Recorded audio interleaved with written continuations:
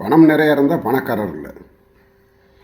ஆனால் யார் பணக்காரர் அப்படின்னு சொன்னால் நோயற்ற வாழ்வே குறையற்ற செல்வம்னு சொல்லியிருக்காங்க. அதனால் நோய் இல்லாமல் யார் வாழுகிறார்களோ அவங்க தான் இன்றைக்கி பணக்காரராக இருக்க முடியும். அவங்க தான். மனிதனுக்கு தேவை பணங்கள்லாம் கிடையாது, நல்ல மனங்கள் இருக்கணும், நம்முடைய உடல் ஆரோக்கியமாக இருக்கணும். உடல் ஆரோக்கியம் இருந்தால் தான் நமக்கு வச்சுருக்க பணத்துக்கு கூட மதிப்பு, இல்லாட்டி அதுவும் மதிப்புலாம் கிடையாது.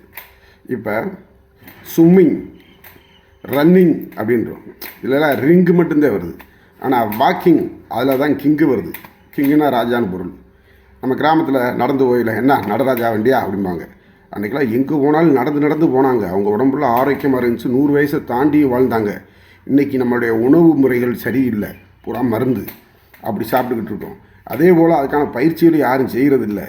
அந்த பயிற்சி செய்யாமல் ரெண்டுலேயும் உடம்பு வேகமாகவே 50 வயசை தாண்டுறது கூட ரொம்ப சிரமமாக முடிஞ்சிருது. அதனால் நடந்து போனால், தினமும் நாம் நடந்து காலையில் கொஞ்சம் பயிற்சி செஞ்சோம்னு சொன்னால் துன்பம் கடந்து போனால் வாழ்க்கைக்கு நல்லது, நாம் நடந்து போனால் உடம்புக்கு நல்லது. அதனால் நடைப்பயிற்சியை கொஞ்சம் மேற்கொள்ளுங்கள் என்று பெரியவர்களான்னு சொல்கிறாங்க. அதை நான் உங்களுக்கு எடுத்துரைக்கிறேன். நன்றி, வணக்கம். நடப்போம், நம்ம உடலை நல்லபடியாக காப்போம். நன்றி, வணக்கம்.